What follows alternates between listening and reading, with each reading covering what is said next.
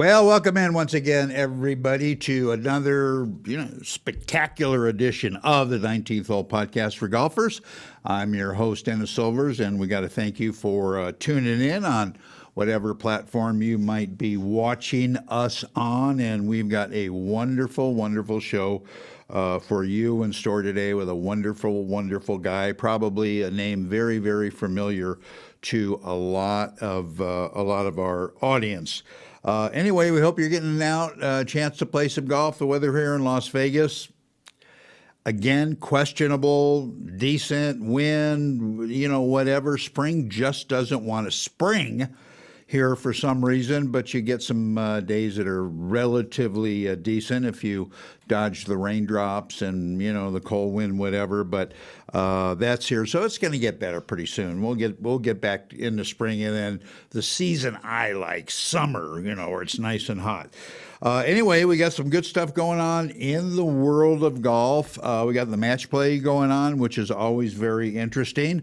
We've got the Masters coming up pretty soon, and that's going to be a very, very interesting tournament. And, everybody's looking at Tiger Woods. I hope the guy can make it. He's probably going to be, talking to his attorneys for 4 days with all the litigation this guy's going through. That's going to be a very interesting story to see quite what happens with him and all of his so-called escapades and all that stuff. But we'll just have to wait it out. Anyway, let me tell you a little bit about our very special guest today, Mr. Frank Nobilo. Frank is a former tour player, having won 14 professional tournaments around the world. Frank turned professional at the end of 1979 and played full-time on what they called then the European Tour, starting in 1985. Well, Frank joined the PGA Tour here in America at the end of 1996, where he won his one and only victory on the PGA Tour, and that was the Greater Greensboro Chrysler Classic. Got to ask him whether he won a car for that or not. He's a three-time participant in the President's Cup and also served as an assistant captain under his good friend Greg Norman in the 2009 President's Cup. Upon retiring from tournament golf in 2003, Frank joined the Golf Channel for some in-studio coverage and some other duties. And in 2015, Frank joined the golf coverage for CBS Sports and made his CBS debut at, I believe, the 2015 Phoenix Open. Today, you're going to see Frank on various televised golf tournaments, both in the booth as an analyst and commentator, and he does a hell of a great job. Frank oversees the Frank Nobilo Foundation on behalf of kids and families in the greater Orlando, Florida area. And we're gonna talk about that a lot because it's absolutely great. So without further ado, let's bring the man up originally from New Zealand, Mr. Frank Nobilo. And Frank, so good to see you, my friend, and thanks for wanting to come on the show again. Thanks, Dennis. After the introduction, we don't have any more time for the rest of the show. It's been great. All right. Well, it was great seeing you, and I'll see you in Orlando. All right, Frank. Let's get down to it. Let's start with the elephant in the room. And that, which one? Okay, that's the proposal by the USGA and by the RNA about rolling back the ball. All I know is reading a lot and talking to some myself, by far and away, most of the tour players don't like it. The fans certainly don't like it that go out to tournaments. They love living vicariously through these guys, hitting the ball a mile long. All of a sudden now the ball manufacturers like Acushnet and Wilson, they're starting to get a little angry. What do you mean we got to start making new balls, a competitive ball? So many people are against it. I'm against it. What's the view that Frank Nobilo has? Wow, what a way to start. You and I are going to be on different sides of this discussion, Dennis. I'm not trying to stand up for the USGA and the RNA, but they don't have an agenda. They really don't. They want the average player, right? Whether it's you and I these days, or the highest, the elite players, as they like to call them, the best in the world, whether they be top amateurs or professionals. They want them to be tested, but they also want golf to last the distance. It's a sport. It can be played by male, female, young kids, old people, you name it. That's the beauty of the game. But there's a lot of things involved, whether it's, I know they like to use the word sustainability, but water. In Vegas, I know the weather isn't that great at the moment, but, we keep trying to make golf courses green. We make them longer, And I think if you went back to the era that I played in, which was, that sort of, started to finish the late 90s, early 2000s, is when we went from balata, I know that makes me sound like an old man, to the solid ball. If you watch the incremental increases in distance from that period of time, just that period of time alone, it's just gone up and up and up and up and up. So when you first look at this sort of terminology rollback, everybody gets upset, right? You're going to take something away from me. And that's also the way the argument against it has. They've done a very, very good job, PR-wise, to say how bad this is. But if you talk to the R&A and the USGA, the average player, at worst, will lose between 5 and 7 yards. That's right, 5 steps. So next time you go and play, just take 5 paces. Okay. And that's what you'll lose really to keep the game going. And even at the elite level, maybe 15 yards. But it's really is, Dennis. It's a drop in the ocean. If you go back, just to finish on that, and I'll let you go. Remember last year when they just tried to limit the length of the driver to 46 inches? Yes. Really, it didn't affect one single player playing the game. At the highest level, the recreational level, the furore about a ruling body just trying to say, hey, we're going to put a line in the sand, and it shows you just the general sort of PR campaign that, oh, we're out there to take something away. I would like to rephrase that and say, no, they want us to enjoy this game for as long as possible. And that should have been the PR campaign. Yeah, no, I agree with you there. But when you talk to touring professionals, Frank, and they say, look, I've trained all my life to be able to hit the ball far and, get the most out of my game. To me, that's a pretty solid argument. Yeah, but what's that got to do with the equipment? I think if you look at Jack Nicklaus, Ben Hogan in that area, if you look at every single area, Nick Faldo, advent of Tiger Woods, his incredible feats from, the mid-90s all the way through, the 15 majors, the 82 wins, all those things, the equipment changed. When Tiger first turned pro, the metal wood was the size of the wooden one, which is 190 cc's. It's more than double now. The utility clubs, the L wedge, you name it, the ball just kept going up and up and up. And I think I'll credit Lou Stagner. I used this the other day. He put out a stat where I think it was 1980. There wasn't one single player on the PGA Tour that averaged more than 275 yards. If you look at the PGA Tour right now, there's not one single player that averages less than that. So I agree. I was one of the ones. You go to the gym. It's a profession. You should be trying your best. So you want to be the best player out there by using your skill, not just the better equipment than the previous generation. And Frank, at the moment, I think they're conflating the two.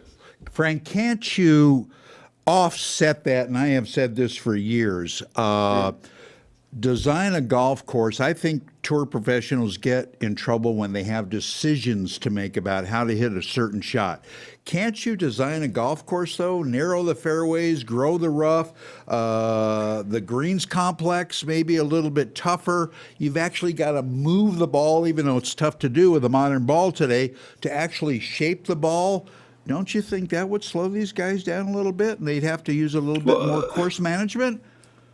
Yeah, that's a great question. I would say they've tried to do that. If you watch the Players' Championship just a few weeks ago, and it's little things. For example, the 17th hole, they've got the greens. And I also used this the other day.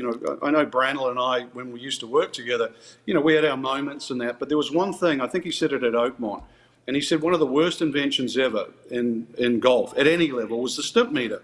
And I'm like, I hadn't sort of heard this discussion before. And he just said it's turned into a means of competition. And I actually thought about it afterwards, and I agree with him, because as soon as we started labeling green speeds, it's like 12, 13, 14, it became a competition for all the clubs. Why can't my club have its greens as quick? So going back to my point, at the Players' Championship, just the 17th hole, because everybody knows the 17th hole. If you hit the ball in the middle of the green on Sunday and you had to putt it over that hill, because of how firm and fast those greens were, people literally, the odd player actually putted into the water. Yeah. And if you notice around the edge of the green, there was a little strip of rough, not that high, maybe 1.5 inches, that was only 6 inches wide. So they're already doing things that you don't always pick up. That is to sort of, well, we don't want too many people putting it into the water. Right. So they've maxed out the firmness of the greens. They've maxed out really the speed of the greens for the amount of slope. And the problem is you can't use the older architecture in a lot of places because the green speeds don't support it. When we go to Oakmont, for example, which I know I've already mentioned, you can't have those ridiculously quick sometimes because they become nearly unputtable. Right. So you want these courses to still be relevant. So that's why I counted. They've actually tried everything. I read something the other day, and someone said, well, put rough at 300 yards. You're actually trying to artificially manufacture a result rather than look at the golf course and let them, like every other generation, you're only talking, like I said, a little bit. No one's cutting off an arm or a leg here. And allow them to play the golf course where that bunker's in play, or the water's in play, what sort of shot. And I actually believe rolling, I'd love it if it was more than that, but the manufacturers have run this game for a long period of time. Yeah. And that the problem is they've done a really good job of putting the smoke screen up. And sadly, they've done a lot of great things. The bigger driver is better. I'm not trying to say that, but they have changed the game. Yeah. No, that's very well said, and I agree with you about a lot of those things. Frank, in your opinion, has the PGA Tour today gotten better or perhaps changed in some areas for the worse? Well, I'll go with the latter first. I disagree with what's proposed for next year, which is some of these no-cut events. I know this week, for example, the match play signals 24 years of World Golf Championship events. I actually won what was meant to be the precursor of World Golf Championship events. That was the Saracen World Open that used to be in Atlanta. And it had really good fields, same thing, no cut, and I won it back-to-back in, I think it was 95, 96. And so the World Golf Championship events was designed to bring people together, no cut, they didn't have to worry about that. We were going to get the best players in the world. Right. So for that to go away and to be replaced by something very similar to me is like, well, hang on a minute. Why should they go away? And I don't know. I still believe the cut is an important part of it. If we go back to, for example, this year, I was doing the West Coast and Tiger Woods making the cut at the Genesis. That was a big deal on Saturday. And then him making a move, on Friday. And then him making a move on Saturday was also a big deal. And that helped the eventual winner there. I thought we had a great finish, actually, all those West Coast events. So to me, I think you've got to keep the guys honest. I know slow play is a big issue and also finishing in daylight. So I would propose on that, to answer your question, I think it's a bad decision. But I would go with 96 players. You've really got three choices. You go 120, and then you've got to knock out 12 players. You've got 4 groups of 3, right? Because you've got 2 waves. So so it's either basically 96, 108, or 120. So I think 96 is 8 groups off each 9, 2 waves. So that would actually help speed up play. It would be a really good model. Slightly different from what the Champions Tour do. And it would still guarantee a cut. Right. So, if someone's laboring around, they get rid of it. And I know the argument about, well, we want to make sure the stars are there. But I don't want to see a star play poorly. If they don't play good enough and they get beaten by someone else, so be it. That's the way golf has been forever. I think that's why it's the purest sport. So I don't like the idea of the no cut. Reduced field, fine. No, I agree with you. I agree with you totally. Frank Nobilo is our very special guest here on the 19th Hole podcast for golfers. Frank, how does Frank Nobilo separate himself from other announcers that you have worked with, you currently work with? Is it your knowledge? Is it your style? Is it being opinionated? What the hell is it? What separates you, my friend? Well, it's probably better if I asked you that question, Dennis. I don't know. I just try and follow the ball. I've been lucky to work with everybody I've ever wanted to, I think, in this industry. But I remember asking a former journalist, sadly passed away, Renton Laidlaw, who was an excellent, a writer turned into an excellent broadcaster. And I asked him all those years ago when I was making the decision, what should I do? And he just said, look, Frank, see the swimming pool? Jump in the deep end. That's what TV is. He said, if you can paddle around for a little while, he said, then you'll work out how to do it. He said, if the water's too deep, get out, find something else to do. Yeah, yeah. So I was lucky. My first producer, Keith Hirschland, I remember him saying once, it's a rule and I see it broken every time and I hate it. And he said to me, the very, very first show, because I talked all over a shot, and he said, if you think you've got something more important to say than the shot being hit, you should get another job. And I actually really think it's true. He said, and I know Sella Shy for CBS. I know Tommy Roy is the same for NBC. It's like, it should be like when you play golf. We can chat. You can grab your phone if you want to, but if you're going to tee off, I should let you tee off. Then we can chat again. Right. And that was sort of like, that's announcing one-on-one. And, you just pick little pieces with people you work with. The late, great Peter Ellis. Yeah. One of his criticisms with American TV, and I do agree with him, is he said, I don't care, you want to try and make everybody better. He said, the tendency sometimes is to put the spaces in the wrong places. And that really means is that you're not watching the screen and you're not listening to the tournament. Right. I know that sounds weird listening to a tournament, but yeah. If you really look at a player's face and you see, you see enough of him, you see if he's struggling. I don't know why I got a vision right now. Jordan Spieth, when he had the lead going back, was it 6 years ago, maybe it's 7, and he blew the lead. And Danny Willett won that year. And to be honest, I didn't think, I had Amen Corner then 11 and 12, and I never thought the tournament would sort of be decided in the middle of that. Mm-hmm. And I was very fortunate working with Baker Finch and Nick Felder because we turned it into a conversation on 12, but a bad shot, rest is history, makes triple, and the whole tournament changes. Yeah. So, listening to the rhythm, and I remember Tiger Woods when he wins, major number 15, and they played early on Sunday, and they played in threesomes, and all of a sudden they come to 12, and now you're prepared for it. You're trying to look, and I remember Molinari, one of the great short iron players, especially at that particular time, had just won the Open Championship. And it was a swing he would never make. So you're just trying to hopefully show the viewer something that they might not be picking up on. Right. And I don't know if you call that a style or not, but, it's also a team game because, you research by watching and listening to great broadcasters. Sure. The great Vince Scully, once he called the 75 Masters, and he said he found it the hardest sport because it's a relay sport. Yeah. So you might get excited and have a great call, but you've got to hand it off to someone else, whether it's the walker, whether it's another hole announcer, whether it's the analyst, and so it's just knowing where you are, that we're a sporting cast. We are not the story. Yeah, no, that's very, very true. Frank, stand by. We're going to take a short break, and here on the 19th Hole Podcast, when we come back, we will have a lot more with Mr. Frank Nobilo. Back right after this.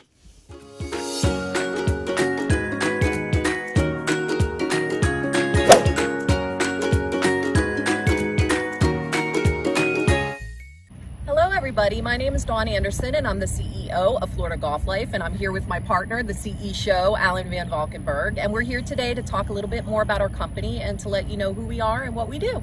Well, thank you, Dawn. First of all, I just want to say thank you to everybody with FloridaGolfLife.com. It's been a very big success this year, and we just want to say thank you. First of all, to our charities and sponsors have been fantastic, and we just want to say thank you. We're a faith-based foundation, and we just want to give back, and that's what it's all about here in Florida. And Dawn, you can talk a little bit about our shop that we have going on right now too as well. Yes, we have an online store where we sell quality products at affordable prices, and we also do lessons and trick shot shows with my partner, the CE Show, and we have our YouTube channel where we do videos all about the golf lifestyle, and we want you to check us out now on FloridaGolfLife.com. Thank you so much, and have a blessed day.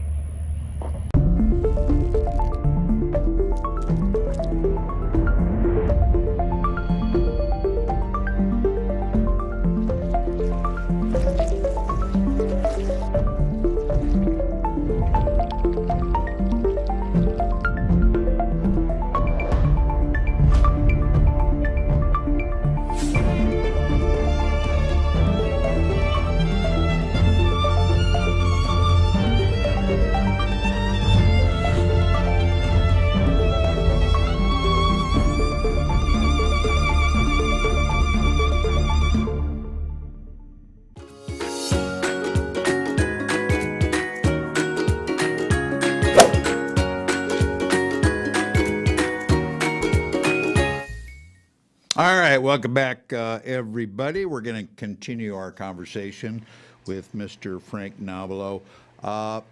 Frank, you've had some pretty decent results in the majors championships that you have played in.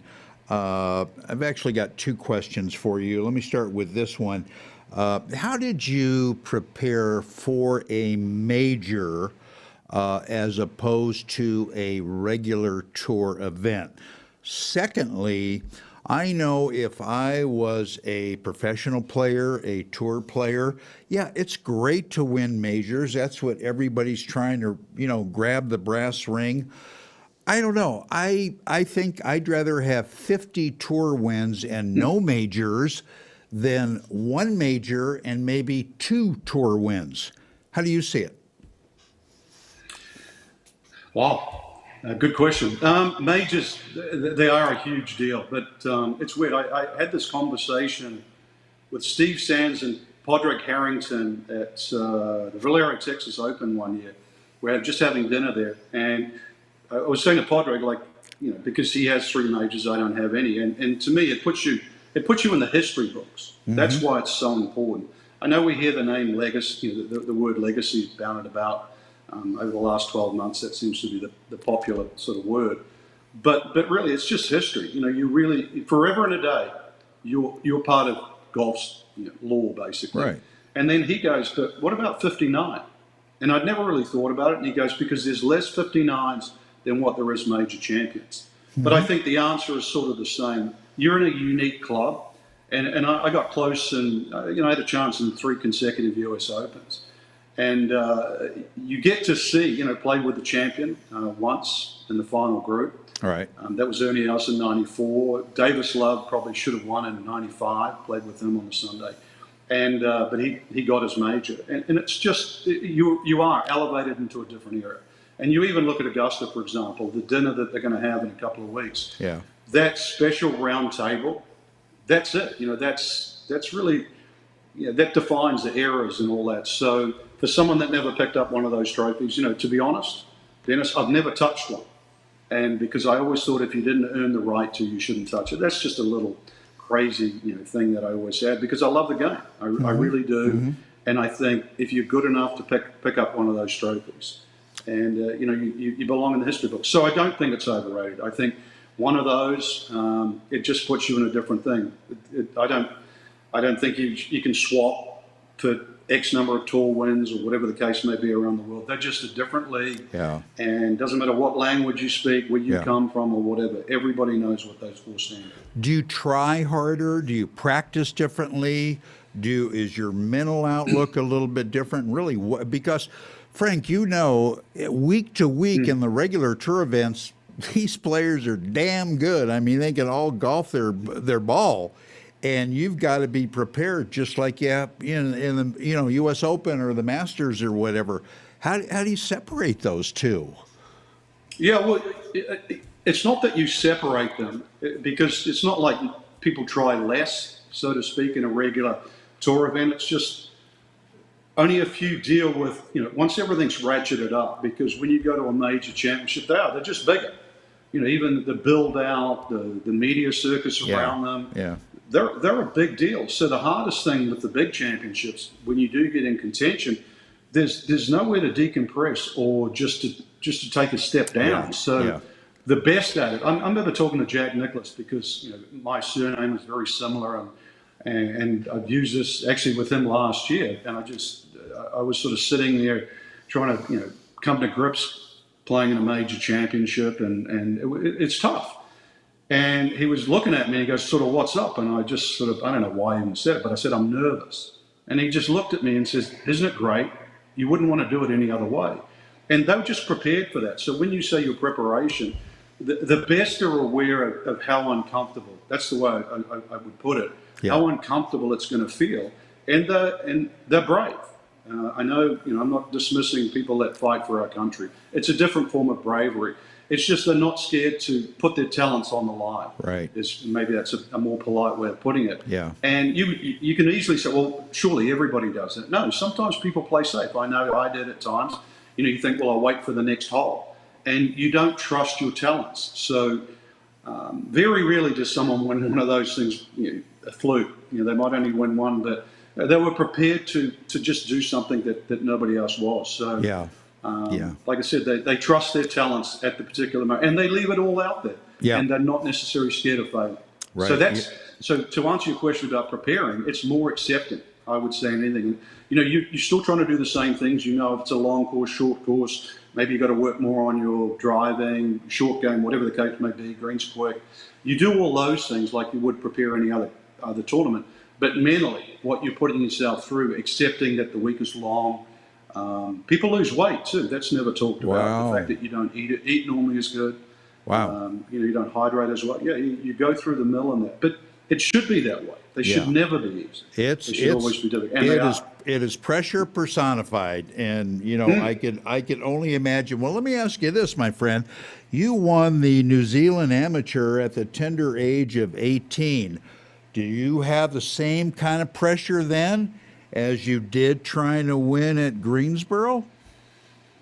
No, it's different because when you're young, say young and dumb, you have no expectations. When Greensboro, for example, I won 3 tournaments around the world that year. That was the last year that I won.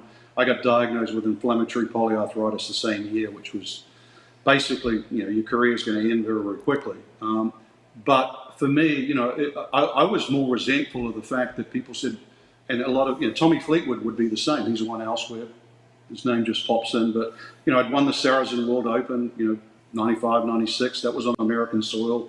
I'd won the Tournament Players Championship in Europe, and, I'd won in Australasia, Europe, and all this. And apparently those events didn't count. So for the foreign players, you have more of a chip on your shoulder saying, well, why? I understand how big the tour is. Is in America, the PGA Tour, but there's nothing else counts. So a lot of players in my era, I can't speak as much for the ones here, but they feel like they weren't getting any credibility because they're beating the same players. Right. If you beat a good field, doesn't matter where it was. It's like, does it really matter where you win? But to be honest, when Greensboro was over, I remember it was actually Brad Faxon in the playoff. It was a huge relief because it was a goal of mine because people had made it that way. And it was my rookie year, and so it was a big deal. So but I was very happy. Yeah. Oh, it doesn't seem that way these days. All right. Last question before we take our next break. I get a lot of emails and text messages and all of that stuff. There are obviously a hell of a lot of Tiger fans out there. There are a lot of people that think Tiger is still going to win, not only win a regular tour event, but by God, he's going to win a major. And I keep telling them, boy, you guys got to be drunk or you got to be high. Tiger is done, folks. Get over it. You know him. What do you think? I'd be very surprised if he won again, but it's a different battle to sort of sober everybody up, I guess. One of the things that was contemplated, and I know Tiger's on record saying it as well, was amputation of the leg. Mm-hmm.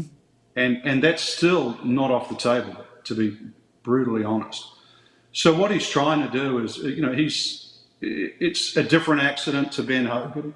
You can say it's self-induced, whichever way. I don't want to point the fingers in that. But if you just look at purely an athletic endeavor, I mean, he's struggling to walk around a golf course. I saw that at Southern Hills. The fact that he could make the cut at Augusta and then make the cut at the PGA Championship, even the Genesis at Riviera, it's not exactly his best hunting ground, but he's putting the time and the work. Like, he won't quit, and I think that's the lesson that I take out of it. Go back to that conversation we had on major championships. That's why he was so successful. He just wouldn't give in. And in a weird way, I'm proud, I don't know if that's the right word, of what he's trying to do.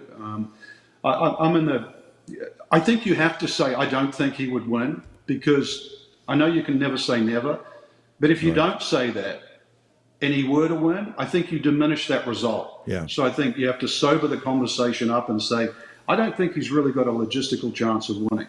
Yeah. Because sure as hell, if he did, the performance is like through the roof. It's unbelievable. Oh, yeah. And so I think you have to be legitimate in saying, really, he can barely walk. He literally is playing on one leg. It's going to be tough. It's an old version. Frank, I think it's due to two reasons. And you tell me whether you agree with me. As you know, it's totally different playing at home with your son and your buddies teeing it up as it is in a real live competition. Number one. Number two, what I think is really killing him, the guy doesn't play enough. You just can't pick and choose your tournaments. You got to get in there and get that competition week after week to toughen you up. And I think that's the biggest reason. Yeah, that's legitimate reasons. But I think if you break those up to three different things and you gave them a handicap for each one of those three things, I think the intangible is the bit between the teeth. Like he's a plus 10 in between the years. He knows how to win those events. Sure. So I agree with him. Doesn't play enough, that drops the handicap down. Spends a lot of time, plays with his kids and just some of those friends. That drops the handicap down. Yeah. But still, he knows how to compete. And you're right. To legitimately have a chance for like at Augusta, I really do think he would lead at least another tournament or two. But his body won't go the distance. Yeah, right. And also up and down the hills. So right. I think he needs a flat track. I thought he might have a good chance at St. Andrews last year. That didn't happen. So I think you're looking for a really good venue and somehow to get in the hunt. Because if by chance, a bit like when he won his last Masters, when that name goes on the leaderboard, like Nicklaus in '86, that affected Ballesteros when Ballesteros hit it in the water on 15. It does have an effect. So, and I know that's what he's deep down. He's thinking, if I can just get my name on the leaderboard somehow. But the beauties of all the great athletes, none of them retire too early. Right. Because they're so stubborn, which makes them great. Right. On one hand, but it's also, it's the devil on the other hand. Yeah, that's true. That's true. All right, we're going to step away real quick and take another short break. We come back, we'll finish up with Mr. Frank Nobilo, our special guest. Back at you right after this.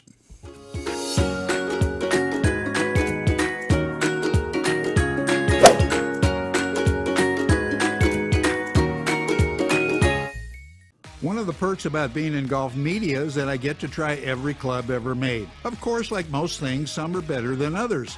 I'm here to tell you that I have found unquestionably the absolute best performing set of irons I have ever played, and my scores show it. Let me introduce you to Grindworks, custom fitted irons that are made to fit your game. Grindworks offers players 3 different styles of irons. You can choose muscleback irons, cavity back irons, and even blades, along with some awesome wedges. And when you purchase your clubs, Grindworks lets you choose the type of shaft you want, the type grip you prefer, and even will adjust the loft and lie of your clubs if needed. That's unheard of. So what are you waiting for? Feel the power and experience and performance of these amazing clubs. Simply go to grindworksusa.com or call 281-651-4046 to order. Trust me, your handicap will love you for it. As golfers, we want instant gratification when it comes to a better golf swing and playing better golf. Impossible, you say? Not anymore. Golf Boost Artificial Intelligence, AI, has developed and patented the most advanced swing analysis technology in golf. Simply, the algorithms detect your body position and then analyze your golf swing using their artificial intelligence technology.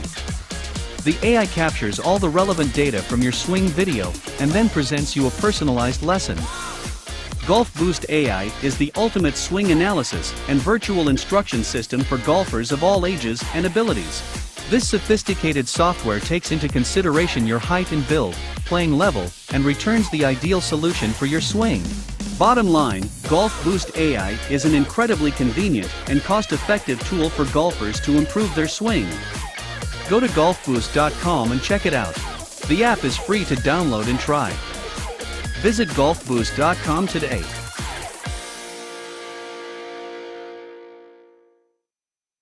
The revolutionary Power to Golf Club requires no swing to hit golf shots from 50 up to 225 yards. That's right, no swing. It's empowering golfers with physical issues to continue enjoying time golfing with friends and family. With just the push of a button, the easy-to-use Power to Golf Club launches shots down the fairway and onto the green. Whether a physical issue or just want to join in on the fun, the Power to Golf Club is for you. Visit online, powergolfclub.com.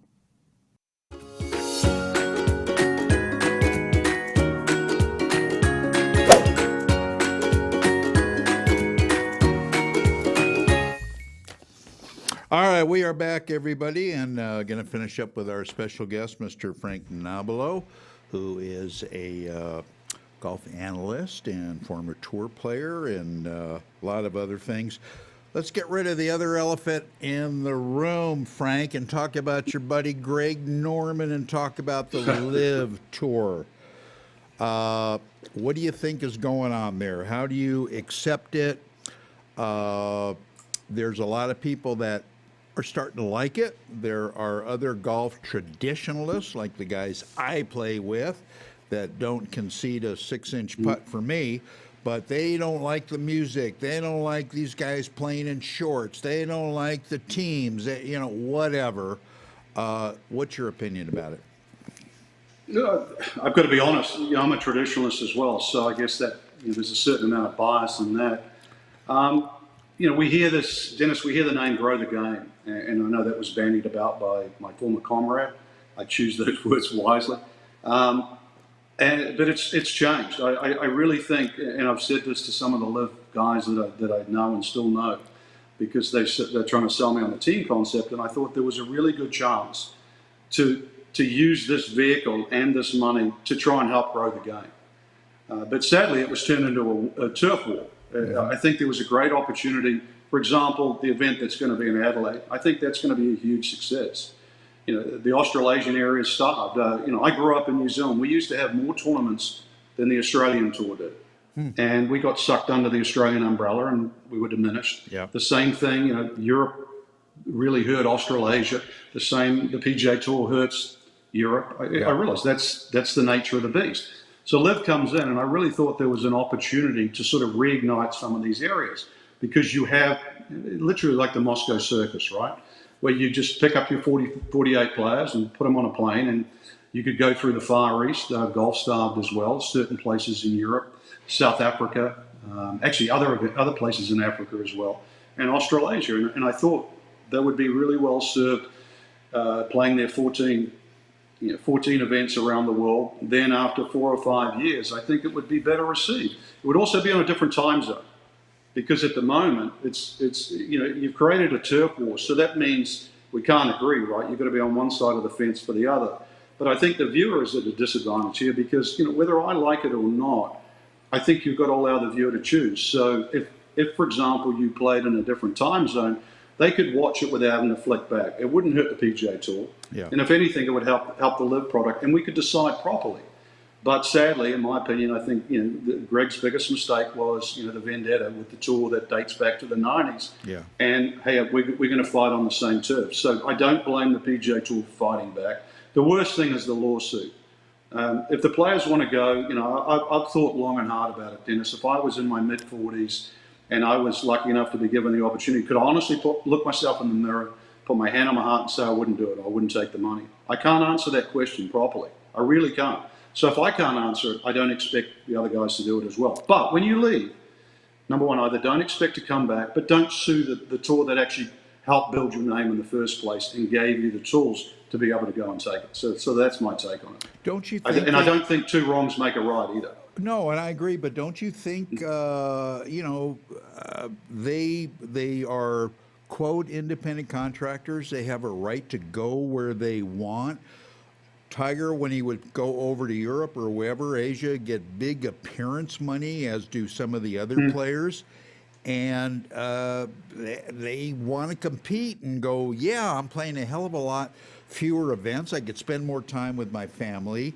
And they're throwing all this money at me, and that's pretty hard to turn down, Frank.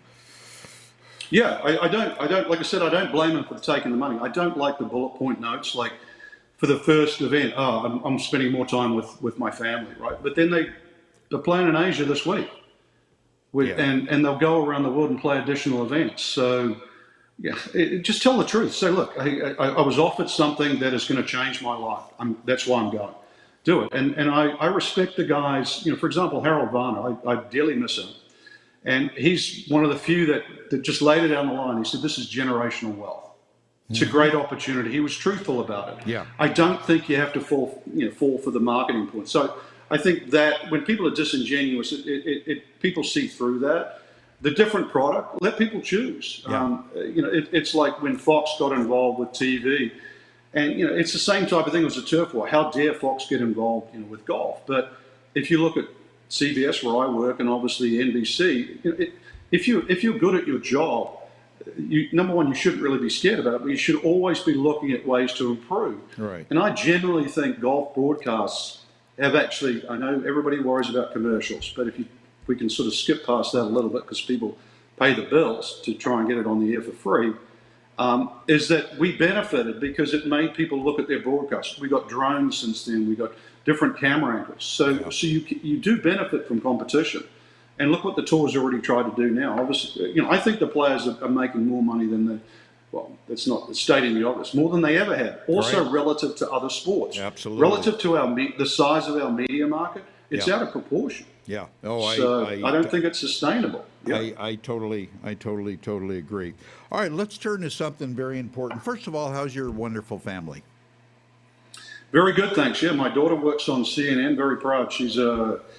She has broadcasting skills I wish I had. So she anchors the morning show. You can see it at 4:00, 4:00 Eastern time. So yeah, she does a show with Max Foster. And normally, if there's something politics, politics or history, she's a gem. She has a photographic memory. Dad's very proud of her. Yes. That's great. And Mama's as well. Yep. Yeah, that's great. All right. Yep. Tell us about the origin of the Frank Nobilo Foundation, how that came about to be, what it is, who it helps, and how maybe our viewers could possibly help out, Frank. Well, thank you. Yeah, just go to the nobilofoundation.com. That's the best thing. But to give you the honest start, there was the Lender Hand Day originally was South Orlando Rotary.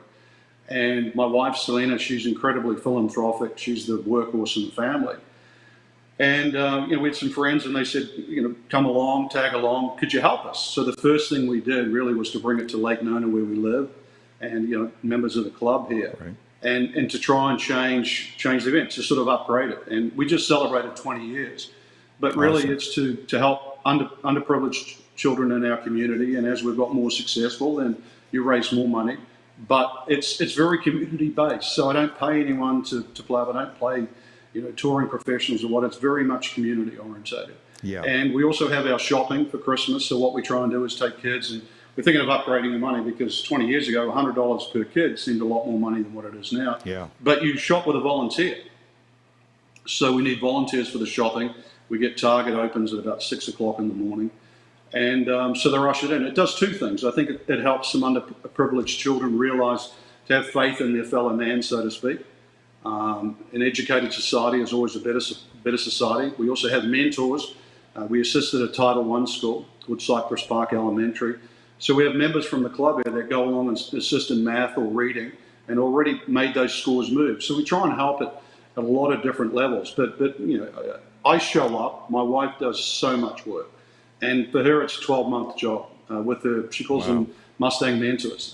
So it's community-based. I'm very proud of our community, proud of the members. I'm proud of local people like Publix and some of the alcoholic distributors that give us a lot of product to be able to do it. And we basically try and make sure that every dollar we raise goes somewhere else. Yeah, that's where fantastic. It's needed. And thank you. I'm very proud of it. Like I said, my wife is. She works tirelessly with that. She really does. That's awesome. 20 years, you know what? She ought to get a medal, Frank. Yep. She ought to get a medal. She should get a medal for married me. That's for sure. 20 years. Putting up with me, Come on. 20, yeah. Crazy, I know. Yeah, she should get 2 medals. Yeah. Let me ask you this before I let you go. How far? I'm going to be at the Villages I believe the second week in May. How far is that from you? About 45 minutes, yeah, with the way traffic is now. Yeah. Okay. Yeah. I'd like to touch base with you about that and tell you what the venture is and maybe get you out there for a day. Yeah, no, if I'm back, I start a pretty big run at Augusta. I do 19 of 21 weeks. So Oh, CBS do you? has the Okay, I playoffs was this going to year. ask you Yeah. when you're back Yep. when you're back announcing. Yeah. Okay. Yeah, so that's it. Everybody's sort of ready to go. We have group texts and emails. We watch too. So Yeah. you try and see what you can do differently, maybe do better, and the amount of talent that comes through, and that's why going back to the LIV thing, I still believe in the funnel system. Yeah. You have a nice wide mouth. You put all your players in there and you spit out champions. Right. And just the talent that comes through. I thought last year with Thagala, Davis Riley, Cameron Young, they're three of the best. I thought that goes back to like 2011, the Spieth and Justin Thomas, Yeah. the people that came through. But each year you see a brand new name, and it's great to see the stars do it, but it's great to see young people stand up against the best players in the world. Totally. So. That's what's the game about. Anyway, Frank, I'll let you go. We'll look for you at Augusta. I appreciate your time. My best to your family. And we obviously would like to have you back sooner than later, and I will be in touch, my friend. Thanks, Dennis. I hope you guys in Vegas get some better weather soon. Me Very, too, very me quickly. too, because I got to get out and play some golf. Thanks very much, Frank. Frank Nobilo, everybody, just a terrific guy. All right, we're going to step away, take our last break. We're going to kick it off with a new feature we have called Tricks of the Trade with trick shot artist Alan von Valkenburg. Be right back.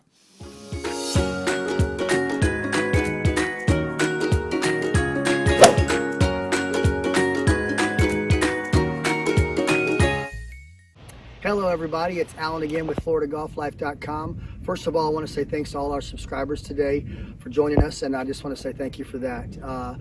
Actually, what I want to talk about is I get a lot of people talking about my drills and what I'm actually doing when I do trick shots and how it benefits the average golfer. Well, I'm going to show a drill that I actually do, which is actually hitting off my knees, which actually really helps the average golfer because it helps with foundation and it helps you actually staying stable. So a lot of golfers will come here and they'll hold back on their right side and they'll follow through and they'll catch the ball on their right side and they won't get through the ball to their left. So what this drill does for me on my knees, it helps me stay stable with impact and has my hands come through the ball, which I really, really like. So that's why we call this Tricks of the Trade. So Tricks of the Trade is really awesome. So what I'm going to do is I'm going to just do a quick video, and I'm going to do a little demonstration of being on my knees, which actually helps me get back to square, and I come right through. Right down the middle. So what that does is it actually gets me back to square. Gary Player was known for walking through the ball to the left side. So what that drill helps me do, it just helps me come right back to square and impact, and I don't fall back on my right side. So Tricks of the Trade, please join us at FloridaGolfLife.com, and we'd love to see you there. God bless. The revolutionary Power to Golf Club is helping golfers around the world continue to enjoy the greatest game of all. This amazing club requires no swing to hit shots from 50 up to 225 yards. That's right, no swing to hit shots, including fades, draws, low shots, as well as high ones. One incredible club does it all. Golfers with a wide variety of physical issues, including bad backs, hips, shoulders, and more, are now back in the game golfing with friends and family. Just set the club to the desired distance, and with a push of the button, the easy-to-use Power to Golf Club launches shots down the fairway and onto the green. The Power to Golf Club has been endorsed by some of the biggest names in golf, and the number of golfers enjoying the game by use of our unique technology continues to grow. Whether a physical issue or just want to join in on the fun, the Power to Golf Club is for you. Don't be left on the sidelines. Get back in the game today. Visit at powergolfclub.com. Hi, I'm Dennis Silvers, host of the 19th Hole Podcast for Golfers, and I'm here to tell you about some great wedges and putters from Grindworks USA. First, the Grindworks Barrett Collection Wedge Set. These wedges are unparalleled in today's market. The wedges come to you in 3 different lofts, 51, 57, and 61 degrees, all designed to be able to spin around the greens with the ability to hit high, middle, or low shots around the greens. Grindworks also makes a line of their Windsor Wells precision machine putters. This beautiful design of putter was not only created to be appealing to the eye, but to perform better on the greens. You will gain a ton of confidence to help lower your scores. Go to grindworksusa.com or call 281-651-4046. I promise your scores will love you for it.